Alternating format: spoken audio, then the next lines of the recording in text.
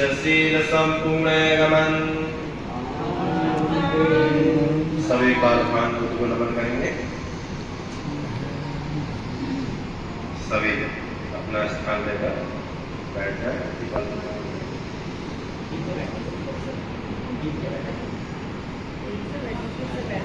इस महामंगल सूत्र दिए आता है, उससे मंगल पाठ करना अति अनिवार्य है।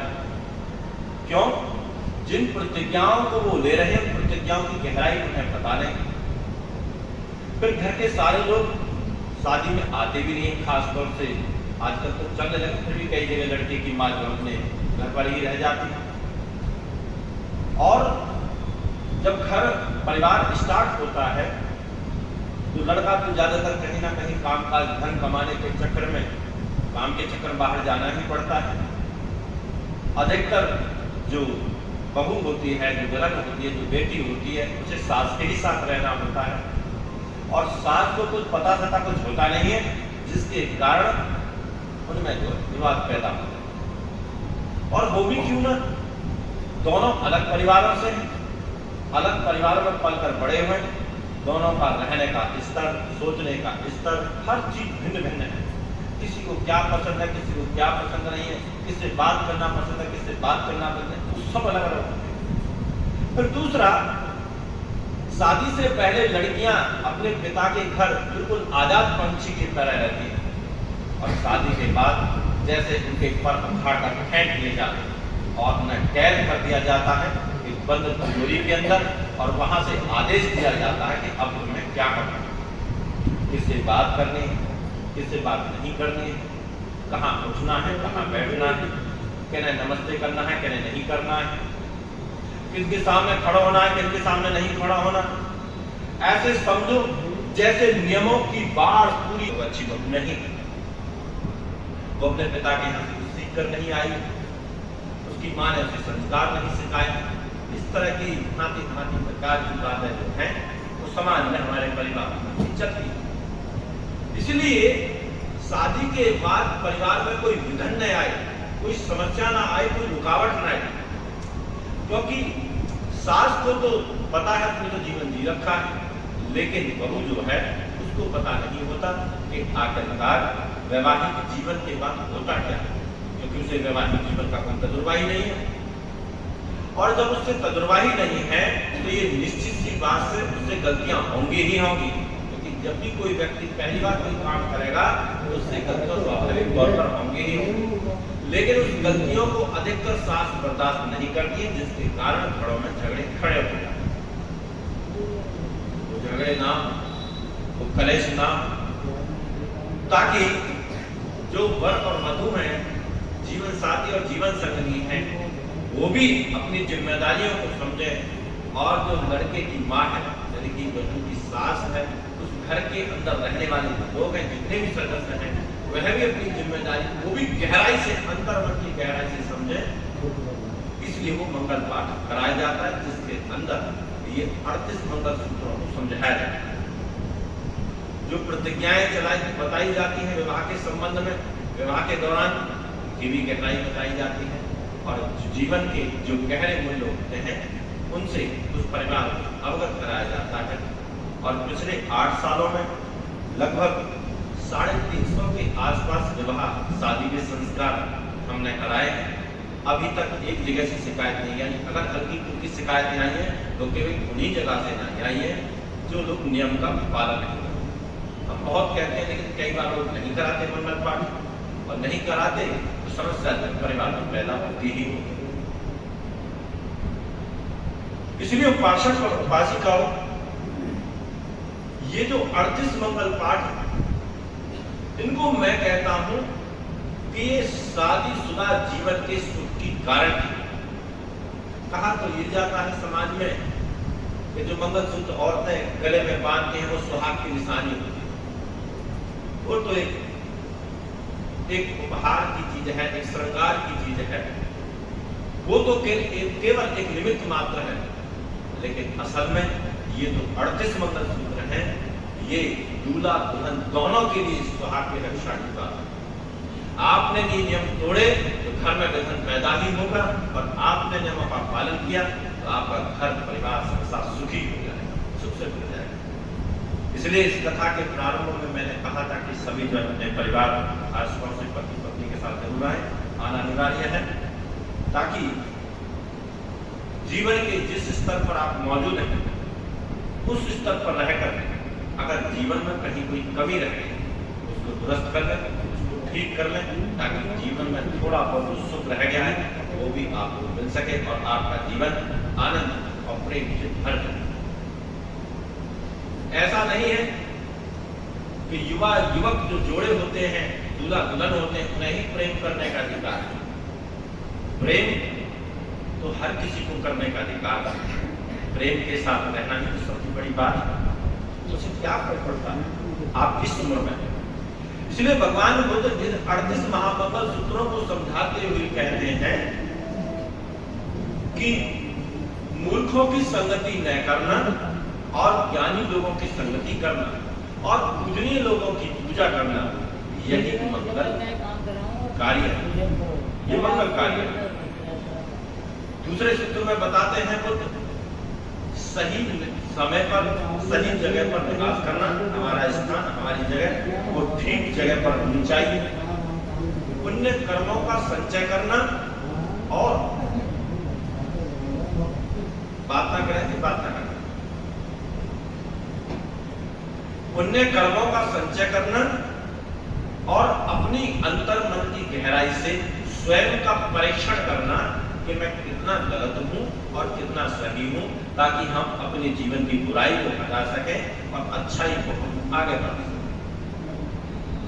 तीसरे सूत्र में बताते हुए बुद्ध कहते हैं कि बहुत सारी विद्याओं का ज्ञान होना, शिल्प कलाओं को सीखना, हर व्यक्ति को, हर युवक को, हर युवती को शिल्पकार होना ही चाहिए। उसे कोई ना कोई गृह कार्य में दक्ष होना ही चाहिए। निश्चित रूप से अगर किसी व्यक्ति को गृह कार्य चाहे पुरुष हो चाहे स्त्री कोई आता ही नहीं है तो उसे अच्छा और योग्य गृहस्थ नहीं कहा जा सकता। इसलिए बुद्ध कहते हैं शिल्प कलाओं में दक्ष होना चाहिए। और शिल्प कलाओं में दक्ष हो तो बुद्ध कहते हैं कि धम्म के कार्यों में सदैव आगे बढ़ चढ़कर हिस्सा लेना चाहिए। जो जीवन के नियम होते हैं, जीवन में चलने के लिए आवश्यक होते हैं, जो नैतिक नियम होते हैं, उनकी सही से आपको उन नियमों का ज्ञान होना चाहिए। और भाषा जो है आपकी सरल और सीधी भाषा ऐसी हो जो कान में रस घुलने वाली, ऐसी ना हो कि कान में जहर घुलने वाली। एक ही बात को हम अलग अलग तरीके से कह सकते हैं। उस बात को चाहे तो प्रेम से भी कह सकते हैं और उस बात को हम तीखी आवाज में भी कह सकते हैं।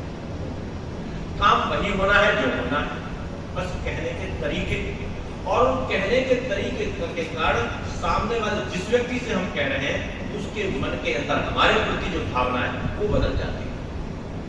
और जब हम मधुभाष अच्छी भाषा के पास किसी बात को कहते हैं तो न केवल हमारे अंदर धर्म संदेह जागता है बल्कि सामने वाले के अंदर भी धर्म संदेह जागता है। इसलिए बुद्ध अगले सूत्र के अंदर कहते हैं कि परिवार के अंदर जो बड़े बुजुर्ग होते हैं, जो माता पिता होते हैं, उनकी सेवा करनी चाहिए। सेवा केवल इसलिए नहीं क्योंकि उन्होंने जन्म दिया, सेवा केवल इसलिए नहीं क्योंकि वो बुजुर्ग हैं, सेवा इसलिए क्योंकि उन्हें जिंदगी का अनुभव आपसे ज्यादा है। और अगर माता पिता को अब माता पिता ना मानकर एक गुरु के रूप में स्वीकार करते हैं तो जिंदगी का जो लंबा तजुर्बा होता है वो आपको नई उम्र में ही मिल जाता है। और उस तजुर्बे के कारण आपके जीवन में छोटी मोटी जो दुर्घटनाएं, जो समस्याएं आने वाली हैं वो नहीं घटती है। अगर होती भी है तो केवल छू कर निकल जाती है। इसलिए माता पिता का सदैव आदर सत्कार का सम्मान करना चाहिए। बुद्ध कहते हैं कि घर के अंदर पुत्र पुत्री जो होते हैं उन्हें आगे बढ़ने के सभी अवसर देने चाहिए। पुत्र और पुत्री में कभी भी किसी प्रकार का भेदभाव नहीं करना चाहिए जो अक्सर लोग करते हैं। ये ना सोचे कि लड़का ही बड़ा होकर सब कुछ करने वाला है, बल्कि ये सोचे कि लड़की लड़का में जो योग्य होगा वो ही आपकी सेवा करेगा, वो आपका ध्यान रखेगा। अगर आपने उन्हें पढ़ने के पूरे मौके दिए तो निश्चित रूप से वो ना केवल अपना, आपका, समाज का, दुनिया का नाम रोशन करेंगे और आपका ख्याल भी रखेंगे। इसलिए पुत्र पुत्री और घर के अंदर एक हस्बैंड होने के बाद जो आपकी वाइफ होती है या वाइफ होने के बाद जो आपके हस्बैंड होते हैं, उनके प्रति आदर भाव से रहे, प्रेम भाव से रहे और खुश रहे सदैव। इसलिए बुद्ध कहते हैं इस बात का सदैव ध्यान रखें, कभी भी ऐसे कार्यों को ना करें जो बेकार समस्या पैदा करने वाले हो, केवल उन्हीं कार्यों को करें जो ठीक अच्छे हो, जिनसे हमें हमारे जीवन में और परिवार के जीवन में लाभ होता हो, उन्हीं बातों को करना चाहिए। बेकार की बातों में क्या रखा है, बेफिजूल की बातों में क्या रखा है। देखते हैं हम कई बार जो है घर परिवार में, मोहल्ले पड़ोस में जरा सी बातों बेफिजूल की बातें करने लगते हैं। कभी नाली के ऊपर लड़ाई होने लगती है, कभी सूट की चर्चा होने लगती है, कभी जो आभूषण पहनते हैं उनकी चर्चाएं होने लगती हैं। स्त्रियों में देखा जाता है ज्यादातर 3 विषय ऐसे होते हैं जो अधिकतर चर्चा होती है। पहले कपड़े के ऊपर ज्यादा चर्चा होगी, फिर ज्वेलरी के ऊपर ज्यादा चर्चा होगी, तेरे कुंडल कैसे, कड़े कहां से लाए, कितने के आए, ऐसी चर्चा होगी।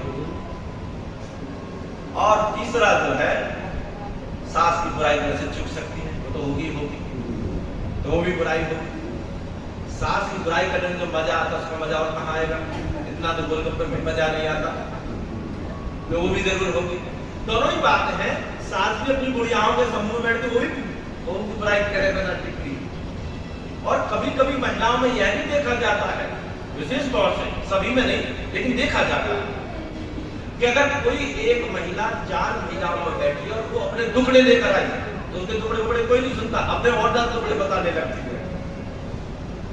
आई देखिए हमारे साथ तो ऐसा हो गया, हमारे साथ तो ये होता, हमारे लड़के ने ऐसा कर दिया, हमारे आदमी ने ऐसा कर दिया, ऐसे करने लगते। मतलब सामने वाली तो आई थी अपने घर की समस्या लेकर, उसके सामने और रोने रो देती, अपने ही रोने रो देती है, ऐसा काम करने लगते हैं। कई बार ऐसा भी होता है कि महिलाएं जो जब एक जगह इकट्ठा होती हैं तो कई बार खाने के बारे में भी चर्चा करती हैं, ऐसी कुछ गिनी चुनी बातें होती हैं, लेकिन सामाजिक मुद्दों पर चर्चा करती हुई महिलाएं बहुत कम पाई जाती, लगभग ना के बराबर पाई जाती। कुछ गिनी चुनी महिलाएं होती हैं जो सामाजिक मुद्दों पर भी बात करती हैं, जो परिवार से थोड़ा इतर होकर यह भी देखती हैं कि अगर समस्या है तो उसका निदान कैसे हो सकता है, इस पर चर्चा करती हैं, लेकिन बहुत कम करती हैं, बहुत ज्यादा नहीं करती। इसलिए उपासक और उपासिकाओं, भगवान बुद्ध अगले सूत्र के अंदर कहते हैं कि जो गृहस्थ है, गृहस्थ को कभी भी गरीब नहीं होना चाहिए। गृहस्थ अगर गरीब है तो इसका मतलब एक ही है, वो अधार्मिक कार्यों में लिप्तमान है। गरीब घर में कोई पैदा हो जाए ये हमारे प्रश्न में नहीं, लेकिन गरीब रहकर मर जाए इससे बड़ी कोई तौमत भी नहीं। इसलिए गृहस्थ को आगे बढ़ने के लिए, अपने परिवार को आगे बढ़ाने के लिए, अपने घर में धन संपदा को एकत्रित करने के लिए उसे हाथ पांव मारने ही चाहिए। और क्यों जरूरी है? इसलिए नहीं कि हम बहुत बड़े धनवान हो जाएंगे तो हमारा बड़ा नाम हो जाएगा, नहीं। बुद्ध के कहने का मतलब कोई दूसरा है। बुद्ध कहते हैं कि अधिकतर जो धार्मिक व्यक्ति होता है या धर्म संवेग वाकई में जिसके अंदर जागता है, वो अधिकतर उन घरों के अंदर से जागता है जो घर साधन संपन्न, जिनका पेट भरा हुआ हो। दुनिया के बारे में तो वही सोच सकता है ना जिसका पेट थोड़ा भरा हुआ हो। जिसका पेट ही नहीं भरा हुआ तो बेचारा अपने पेट भरने के चक्कर में लगा, उसे क्या पता कि धर्म किस चिड़िया का नाम है। उसे तो जैसे पता तो वही दिया जला देता है, कोई भजन दे तो भजन गा ले, पर किसी को धर्म समझता है। इसलिए भारत की 80% आबादी केवल भजन कीर्तन में ही लगी। धर्म का तो जैसे ज्ञान है ही। इसलिए उपासक और उपासिकाओं, बुद्ध का जो प्रयोजन है यह बात कहने का कि प्रत्येक व्यक्ति जो गृहस्थ है उसे धनवान होना ही चाहिए, क्योंकि धनवान परिवारों से ही योग्य व्यक्ति निकलते हैं। बुद्ध को देखो, उनके पिता बड़े किसान थे और जब उनका जन्म हुआ तो राजा भी बने। उनकी माँ जो थी बड़े परिवार से आती थी। सम्राट अशोक जो धम्म राजा कहलाए, वो तो स्वयं चक्रवर्ती सम्राट थे, पूरे जम्बूद्वीप के राजा थे। संतों को देखो, रैदास के बारे में बड़ी गलत धारणाएं जो है कही जाती है कि चित्रों में दिखाया जाता है कि रैदास जो है कहीं रोड पर बैठे हैं और वहां चप्पल गाड़ रहे हैं। गलत धारणा, नीचा दिखता है। जबकि रैदास जो थे वो उनके यहाँ अपनी फैक्ट्रियां थी जूते बनाने की, बहुत धनवान थे, अच्छे खासे परिवार से थे, वैरागी भी नहीं हुआ जाता था। ज्योतिबा फूले, सावित्रीबाई फूले मध्यम परिवार से थे, ठीक ठाक परिवार से थे, तभी वो ब्राह्मण के साथ शादी में गए थे, इसी कारण का अपमान हुआ था। तो लोग पहचान नहीं पाए थे कि ब्राह्मण नहीं है। और बाबा साहब डॉक्टर अम्बेडकर, उनके पिताजी ही सेना में सूबेदार, बहुत गरीब परिवार से नहीं, ठीक ठाक परिवार था, थोड़ा साधन संपन्न, बहुत ज्यादा नहीं था और था। इसलिए बुद्ध का जो प्रयोजन है ये कहने का कि गृहस्थ को धनवान होना चाहिए, वो इसलिए कह रहे हैं क्योंकि धनवान परिवार से योग्य व्यक्ति के निकलने की संभावनाएं बहुत ज्यादा होती हैं। कमजोर परिवार से भी निकलते हैं लेकिन वो कम होती संभावनाएं, योग्य जो धनवान परिवार होता है उससे निकलने की संभावनाएं ज्यादा होती है, क्योंकि भरे पेट के बाद ही हम दुनिया के बारे में सोचते हैं। इसलिए अपने आप को मजबूत बनाए रखने के लिए, धनवान बनाए रखने के लिए जो संभव प्रयास कर सकते हैं वो सब, और उसके लिए मन के अंदर दान की भावना होनी ही चाहिए, क्योंकि धनवान व्यक्ति ही दान कर सकता है। जिसके पास है ही नहीं वो दान क्या करेगा? नंगा नहाएगा कब छोड़ेगा जब है ही नहीं। धनवान व्यक्ति जब धम्म के साए में आते हैं तो धम्म जो है वो आगे बढ़ता है, फलता फूलता। जैसे सूखे हुए वृक्ष को खाद व पानी देकर उसे पुनर्जीवित किया जाता है और वो पेड़ धीरे धीरे जैसे बड़ा होता है, बड़ा होने के बाद वो अनंत पत्तियां देता है, अनंत लकड़ियां देता है, अनंत फूल देता है, अनंत फल देता है और जीवन के लिए बहुउपयोगी अनंत ऑक्सीजन देता है। देता ही रहता है, देता ही रहता है, देता ही रहता है।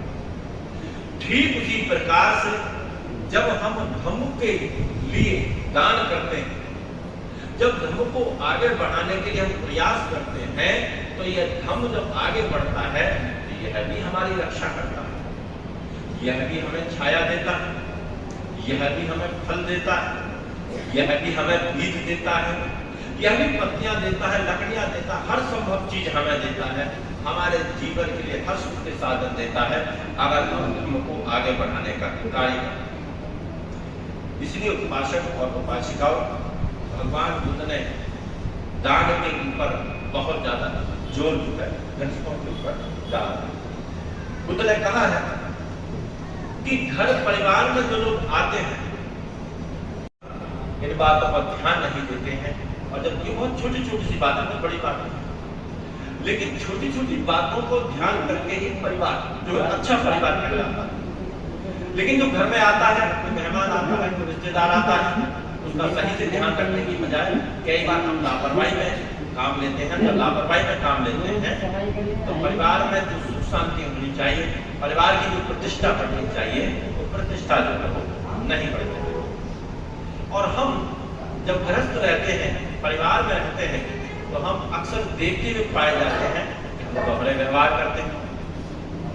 आपने देखा होगा कि अक्सर होता है कि अगर रिश्तेदार गरीब आ जाए तो हम खाना कैसे परोसते हैं, और रिश्तेदार अमीर आ जाए तो खाना कैसे परोसते हैं। कोई गरीब रिश्तेदार हो तो उनका हमारी बात करने की टोन बदल जाती है, और अमीर परिवार में रिश्तेदार हो उससे टोन बदल जाती है, हमारी बात करने व्यवहार का तरीका बदल जाता है।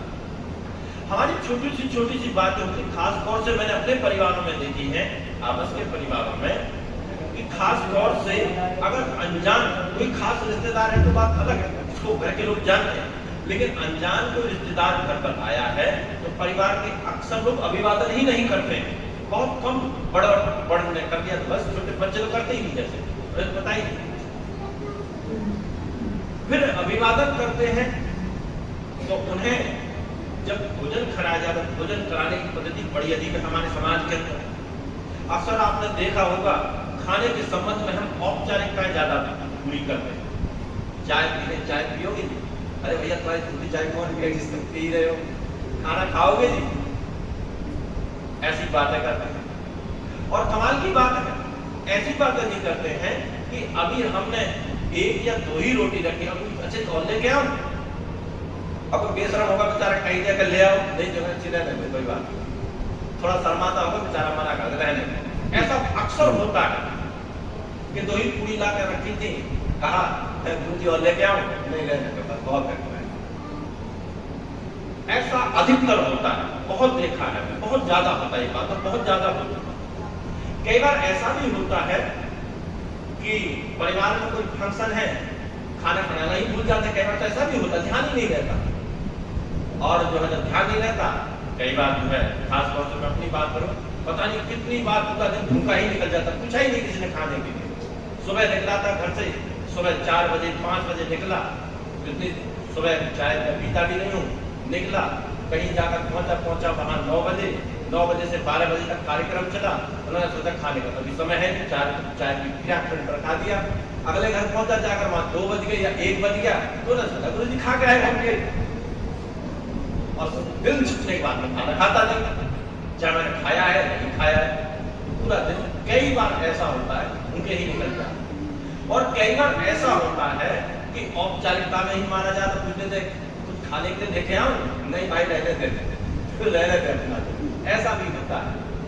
तो चाहे कोई रिश्तेदार हो, चाहे मेहमान हो, कभी भी खाने में औपचारिकता नहीं करनी चाहिए। आप वहां खाना रख दो, तो जिसे खाना हो तो अपना खा ले, इच्छा जितनी होगी उतनी खा ले। कभी ये मत देखो तो हो सकता है आपको केवल 1 रोटी खाने में पेट भर जाए, सामने वाले का क्या पता ज्यादा खाता, थोड़ा खाना ज्यादा। कई बार ऐसा भी देखा गया है कि रिश्तेदार आते हैं घर पर और हम बाबाई के चक्कर में बहुत बारीक रोटी बनाते हैं, जैसे ढाबे पर नहीं बनती, बहुत फुल्की सी, 1 रोटी का 1 ही टुकड़ा बनता है। अब कितनी रोटी खाएगा बेचारा? 3 लगती, 4 लगती, 5 लगती, 6 के बाद शर्माने लगता है, खुद ही बरफना खाए कैसे, मना कर भूखे रह जाता बेचारा। तो यह भी जांच कर लेना चाहिए, ये काम की बात है जो मैं बता रहा हूँ, कि ध्यान रखो अगर मेहमान शहर का है तो कम ही खाना खाए, लेकिन गांव से आए तो खाना ज्यादा कर, गांव के व्यक्ति खुराक ज्यादा होती ही होती, स्वाभाविक बात, क्योंकि आपकी तरह नकली पानी नहीं पीता है, तो गांव का पानी पीता है, पाचन शक्ति बहुत मजबूत होती है उसकी। तो खाली जब रोटी बनाओ थोड़ी सी मोटी बनाओ उसके लिए, ताकि शर्माए ना बेचारा। ऐसी औपचारिकताएं हम मेहमानों के साथ अपनाते हैं, जिसके कारण छोटी सी बातों के कारण हमारे संबंध अच्छे होने की बजाय कभी कभी खराब हो जाते हैं। इसलिए उपासक और उपासिकाओं भगवान बुद्ध कहते हैं इस सूत्र के अंदर कि सदैव घर पर जो लोग आते हैं उनके अतिथि करने में किसी भी प्रकार की बाधा ना करें, कोई कमी ना करें। और उसका लाभ क्या होता है? उसका लाभ होता है जब आप उसके घर पे जाओ, आप उसके मेहमान हो, जितनी आओ भगत आप करोगे वह उससे ज्यादा ही आपकी आओ भगत करने वाला है, आपसे ज्यादा मेहमानबाजी करने वाला है। लेकिन अगर आप उसका तिरस्कार करने की गलती करोगे तो वह भी आपसे ज्यादा तिरस्कार करने ही वाला। जैसे अक्सर घरों के अंदर देखा जाता है, घर के अंदर बहू आती है और बहू जो है अक्सर देखी जाती है, आपके घरों में भी होता होगा कि घर पर जब मेहमान आते हैं तो कौन से मेहमान क्या रहे, तो घर पर कढ़ाई चल जाती है, जो है बाजार से पनीर आने लगता है, खीर बनने लगती है, तो कौन से मेहमान होते हैं? भैया, पिताजी, वो होते हैं मेहमान। भैया आ रहे मेरे भैया, पिताजी आ रहे मेरे पिताजी आ रहे, पनीर ले आओ जल्दी से, अरे कितने दिन में आए हैं, पनीर नहीं लेकर आ रहे आप। ऐसा भी देखता है, खासतौर से भारत में। कमाल की बात देखो, एक स्त्री थी, मैंने देखी थी, मेरठ की रहने वाली थी, एक बार उसके गांव में मैंने कहा कथा की थी, उसका घर बार देख रखा था, अच्छा ठीक ठाक साधन संपन्न, 3 भाई, तीनों साधन संपन्न, बड़े बड़े घर के अंदर सारे में मारवाड़ ठोका पड़ा है, एक ही लड़की और वो किराए पर धक्के खाने रजिस्टर देना, मैं भी साइन शादी से सबने जो संपत्ति तीनों भाइयों ने बांट ली और उसको ठेंगा दिखा दिया, और फिर भी क्या करिए, मेरे मम्मी मेरे पापा, मेरे मम्मी मेरे पापा। अरे काहे को मम्मी काहे को पापा, सारी संपत्ति तीनों भाइयों को दे दी और खुद धक्के खाती को अकेली लड़की, कभी मुसीबत में काम भी नहीं आई। और कमाल की बात देखो, मृत्यु के समीप उसके पिता को थोड़ी सी अपनी बेटी पर दया आ गई, तो थोड़े से पैसे बचे रखे थे, 50,000 रुपए दे देकर तू थोड़े जमीन खरीदे, घर बनाने की खरीदा, तो जैसे घर में तौबा आ गई, युद्ध शुरू हो गया, बोलचाल बंद हो गई, हाय हाय दे कैसे दिया। ऐसे हालात भी हमारे घरों के अंदर होते हैं। इसलिए मैं इस बात को सदैव कहता हूं, बहुत सारे लोग हैं, आप भी बात करते होंगे जी दहेज देना बुरी बात है, लेकिन मेरा मत इस संबंध में थोड़ा दूसरा। मैं कहता हूं इस बात को, दहेज मांगना बिल्कुल अपराध है, कोई अधिकार नहीं है कि आप किसी से कुछ मांगे, लेकिन बेटी को उसका अधिकार देना ये पिता का कर्तव्य होता है। जैसे आप संपत्ति को अपने 2 बेटों में बांटने वाले हो, वैसे ही आप संपत्ति को 3 भागों में भी बांटना चाहिए, क्योंकि तीसरी बेटी भी है। जैसे आपने बेटों को जन्म दिया, वैसे ही बेटी को भी जन्म दिया। वो भला मांगे ना मांगे, देने के बहुत सारे तरीके होते, जरूरी दुनिया को दिखा कर दिया जाए। मान लो अगले बहुत ज्यादा बौद्धिक क्षमता के व्यक्ति और कहते हैं कि नहीं हमें चाहिए नहीं, वरना बरात लौटाए जाएंगे। अरे भाई तो एफडी कर दो उसके नाम, कोई प्लॉट लेके डाल दो अपने के नाम, मत बताओ उसे, उसके बच्चों के काम आ जाएगा, लेकिन उसे दो जरूर, ताकि वो दूसरे के सहारे न करें। और जब हम ऐसा नहीं करते तो हम क्या करते हैं कि हमने ऐसे क्रियाकलाप, ऐसे संस्कार बना दिए कि जब शादी होकर गई और शादी होने के बाद तो घरों में अक्सर खासतौर से चलता ही हमारे इलाकों में, अधिकतर घरों में होता होगा, थोड़े से कुछ क्षमतावान हुए जो बौद्धिक प्रकृति हुए वो अब नहीं करते। तो सावन के महीने में तीज त्योहार चलता है, पता नहीं आपके यहाँ क्या कहते हैं, तीज त्योहार जो चलता है, लड़की के मायके वाले से आता है, तो वो खराब आ जाए, कम हो जाए, उस परिवार की क्षमता कम जाए तो फिर लाना चाहिए। फिर भैया की खुशामद करनी, भैया कहीं कम ना दे जाए, इस चक्कर में वो खुशामद में लगी रहती बेचारी। फिर उसके बच्चा हो तो जसोटन का चक्कर, फिर उसे डेली लेके जाना पड़ता, भैया से कहना पड़ता ये चाहिए। फिर उसके घर में बच्चों की शादी हो तो बात का चक्कर।